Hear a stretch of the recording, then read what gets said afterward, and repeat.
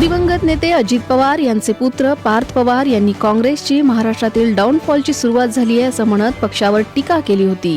त्यांच्या या टीकेला आता महाराष्ट्र काँग्रेसनं उत्तर दिले.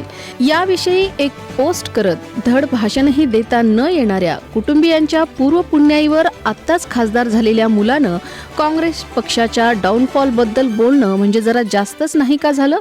स्वतःच्या वडिलांच्या संशयास्पद अपघाती मृत्यूनंतर लगेच जमीन घोटाळ्यातील चौकशीतून बचावासाठी राजकीय सोय म्हणून शांत राहणाऱ्या महाशक्तीसमोर सरेंडर झालेल्या या कृतज्ञ मुलानं काँग्रेस पक्षाबद्दल न बोललेलंच बरं राहील.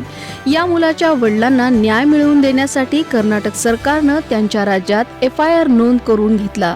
तिथे सरकार काँग्रेस पक्षाचं आहे. काँग्रेस पक्षाचेच बारामती विधानसभा पोटनिवडणुकीतील अधिकृत उमेदवार त्या संशयास्पद अपघाताचा महाराष्ट्रात गुन्हा नोंद करा, निवडणुकीतून माघार घेईन अशी मागणी करत आहेत.